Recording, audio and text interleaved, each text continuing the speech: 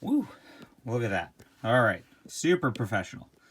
Good way to start the video. We are back, everybody. John Delarose here, delarose.com. That's DELARROZ.com. And if you've been following along with the channel, you probably saw that we were getting through the Fantastic Four by Hickman Complete Collection Volume 2, which is the end of the first omnibus worth of Fantastic Four by Hickman. And if you follow my reading habits at all, you probably know I'm going to complete that sooner rather than later. So this is Volume 2. I was unable to procure Volume 1 of the omnibus because they are ridiculous in price, and so is 2, but I got this cheaply a while back in hopes that I'd eventually find a Volume 1, and I have not so far. All right, got a dust jacket, and the inside has a little 4. It's in blue. And this collects FF, which is the Future Foundation, because they renamed Fantastic Four for a second. Well, they dropped it before it came back, 6 through 23, and Fantastic Four 600 through 611. And then they did a 0.1 initiative, which was meant as a jumping on point for books. In the last volumes, and you really do need to read those first, because you jump into the middle of this, and there's just too much going on.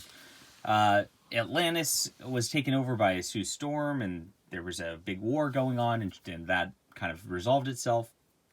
The Inhumans are part of the Kree Empire at this point, and have taken it over, but they're coming back to Earth, and there's some stuff going on war-wise between those factions.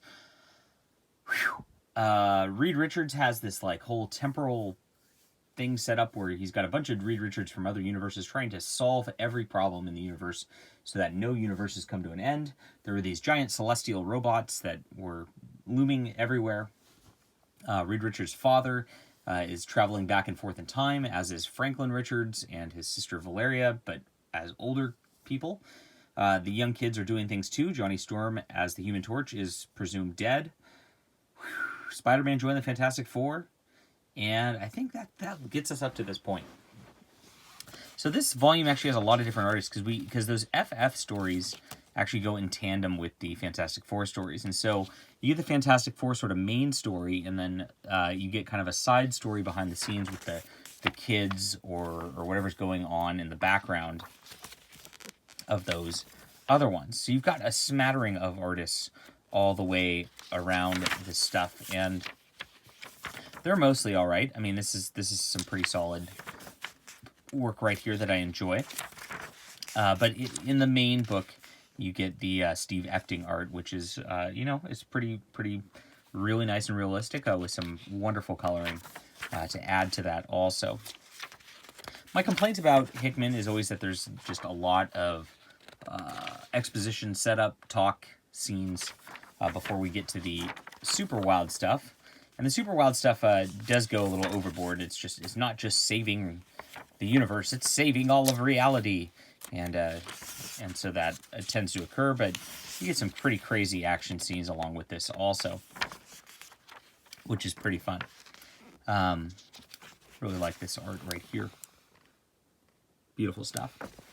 So eventually, Johnny Storm comes back in the middle of this crisis. You know, as all the heroes are getting together because the Kree are invading, which is only the precursor to what's to come, as they fight through this, and then they fight for their reality.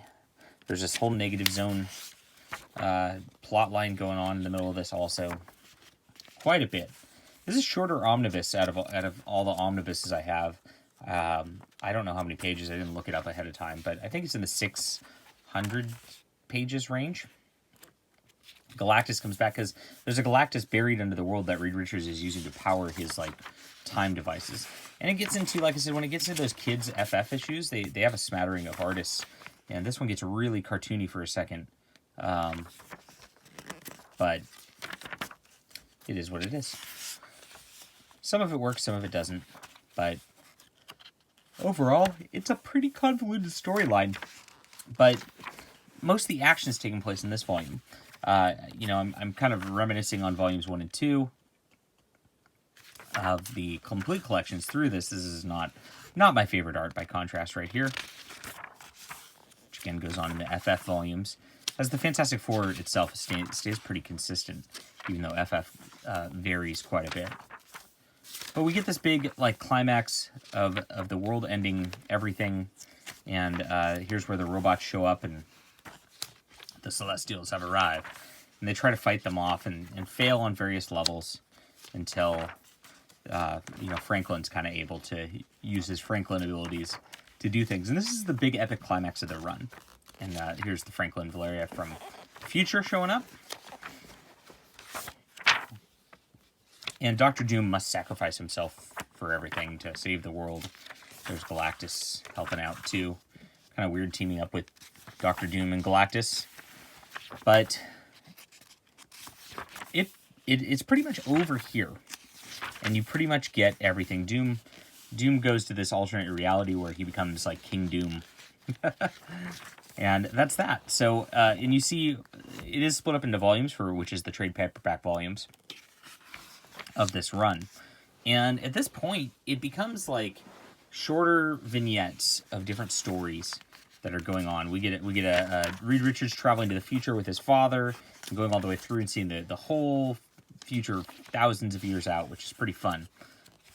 We get this sort of background story about alternate Fantastic Fours. Ugh. Sorry about that. Super professional again. But it actually becomes a lot more fun from this point forward. We get a weird story about Peter Parker being a roommate with Johnny Storm for a bit. I was making fun of this on social media before, if I can find the actual picture somewhere. Oh, is that it? That's not exactly it. Well, I'll find it. There it is. All right. I'll actually pull off the tripod for now so we can get a little, I call this the soy-tacular Spider-Man. Oh, man. That's a rough drawing here. And this issue was very rough overall. Kind of just was irrelevant. It had some jokes to it, which had a couple laughs out of it. But whatever. But in this area, like, they actually go against AIM at some point. They have a whole Black Panther storyline that takes like 2 or 3 issues, and deals with like the mythology of that and this kind of spirit worlds going on over with Black Panther. Cool stuff. But it doesn't have that whole like building thread that the beginning Fantastic Four had up until the point where the Celestials got hit. And everything starts to sort of reset at this point. The Inhumans come back. It's an end of a run. The illusion of change, as it all goes. This is where they go after AIM. And so, I really like this art too. That's really nice. Most of the art's really good. Like I said, on the Future Foundation stuff, or the FF, or whatever they call it, they tended to do more cartoony stuff, which didn't, just because it focused on the kids of the Fantastic Four, I think. But, overall, it was pretty solid. And I enjoy these vignettes at the end where we're having these fights go on. They rescue Doom here from his parallel reality, bring him back. And finally, Franklin leaves town and the reality for young Franklin. And it kind of just ends there. Get a bunch of cover galleries in the back. Ooh, I guess I'm really tired today. What's going on? For extras, and that's that. Even though the last half of the volume really didn't have that grand scope and that sort of like grand plan, and it was all sort of like almost one-offs in a way, I found I enjoyed that a little more and had a lot of fun with it. Where I didn't really have as much fun with the like really dark, overarching plot of the beginning of that climax in the middle.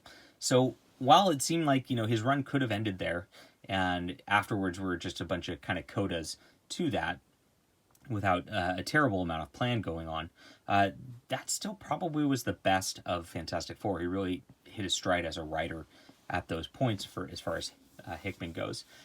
The FF stuff was great. Actually, those little, even though they were tie-ins from the kids' perspectives of the same stories that were going on in that, it added enough to it where it actually really created a lot of depth that wouldn't have been there in just one comic otherwise. And so I thought that was pretty great of a device to do. Very difficult to pull off. That is some masterful writing to do, to pull off keeping a story going from 2 different perspectives and not having one be, on the boring side. Again, they just didn't really put their top tier artists on that while they did on the main line, but it worked out in the end to where you got a nice variety for the most part. Some of the issues were a little rough on the FF end, but most of it ended up really good. So I enjoyed this. I plowed through this pretty quickly. It's got very fast pacing all the way around on it. I thought I liked this quite a bit more than the beginning of the run. So I'd call this about an 8 out of 10 as far as it goes. Now kind of wrapping up Hickman's run on Fantastic Four. Is it my favorite Fantastic Four? Definitely not as good as Kirby and Stan Lee. Definitely not as good as John Byrne. Definitely not as good as Mark Waid. I would put this... Straczynski, I want to give a little more credit to, but the problem with Straczynski's run is that Straczynski, got mired with that Civil War arc, and then left the book really quickly. So he really didn't develop it like he did Spider-Man or anything like that, and that's a shame because I felt like Fantastic Four would have really been his wheelhouse if he would have stuck around there. So I'd put it after those 3 runs after DeFalco also. So I'd put it 5th. In line of like sort of the major runs of Fantastic Four. People rate this the top, and my opinion's always right, so that's how we have to deal with things here. Hit that like and subscribe button, and we will see you guys soon.